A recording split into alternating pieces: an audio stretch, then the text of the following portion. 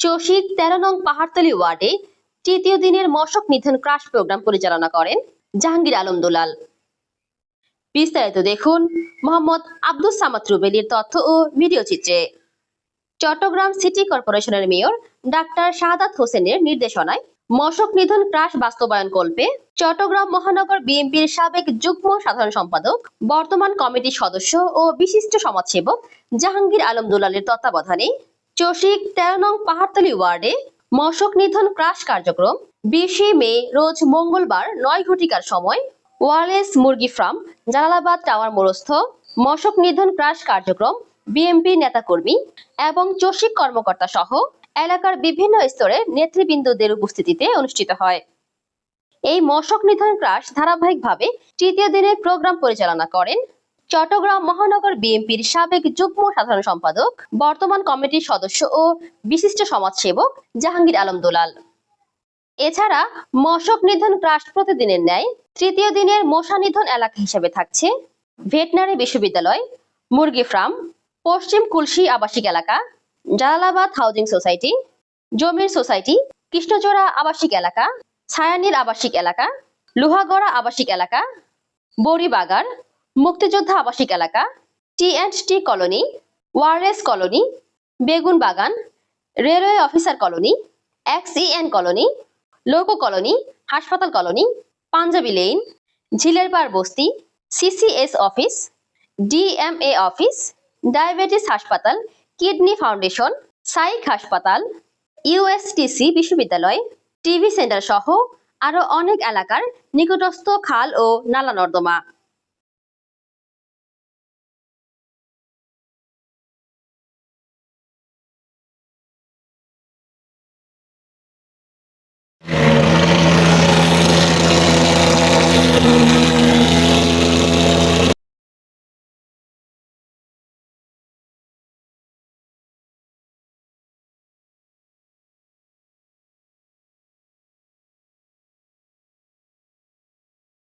নির্দিষ্ট স্থানে ময়লা ফেলবে, ড্রেন যদি পরিষ্কার থাকে তাহলে মশা মাছির উপদ্রব হবে না। এখন প্রচন্ড গরম পড়ছে, আপনারা জানেন 28 ডিগ্রির উপরে যখন সেলসিয়াস হয় তখন উপদ্রব বেড়ে যায় এবং ডেঙ্গুর উপদ্রব বেড়ে যায়। এই ডেঙ্গু থেকে মশা থেকে যদি পরিত্রাণ পেতে চান তাহলে নিজের আঙ্গিনা পরিষ্কার রাখতে হবে। 3 দিনের জমা পানি একদিন পরিষ্কার করতে হবে। ফুলের টব, ঘরের আঙ্গিনায় বালতিতে যেসব জমা পানি থাকে সেগুলো 3 দিনের পানি একদিন ফেলে দিতে হবে।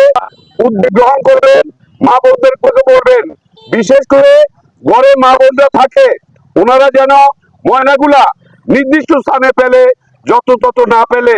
আমরা সব সময় যেখানে সেখানে ময়লা ফেলে, আবর্জনা ফেলে পরিবেশ দূষণ করছি। এই পরিবেশ থেকে বাঁচাতে হলে একা সরকারের পক্ষে, সিটি কর্পোরেশনের পক্ষে সম্ভব নয়। সকলকে সহযোগিতার হাত বাড়িয়ে এগিয়ে আসতে হবে, সকলে সচেতন হতে হবে। সচেতন যদি না হন তাহলে এই সমাজ আগামী দিনে আরো বেশি ধ্বংস হয়ে যাবে। আপনারা দেখতেছেন সামান্য বৃষ্টি হলে রাস্তাঘাটে পানি উঠে যায়, এই পানি উঠার কারণে চলাচলে ব্যাহত হয়। আমরা যদি সচেতন হই আশা করি পানি আর উঠবে না। এই মশা যে আমাদের অভিযান চলছে মশা নিধনের, আগামী দিনে সেই অভিযান অব্যাহত থাকবে। আমার নম্বর ওয়ার্ডে 100টি বড় বিম দিয়েছে এবং ইতিমধ্যে বিভিন্ন স্থানে সেগুলা বসানো হয়েছে। আমি একটি জিনিস লক্ষ্য করেছি, যেখানে ডাস্টবিন আছে ডাস্টবিনে ময়লা না ফেলে অন্যত্র ডাস্টবিনের পাশে ময়লাগুলা ফেলে, এটা যেন না হয় সেদিকে সবাই সজাগ দৃষ্টি রাখবেন।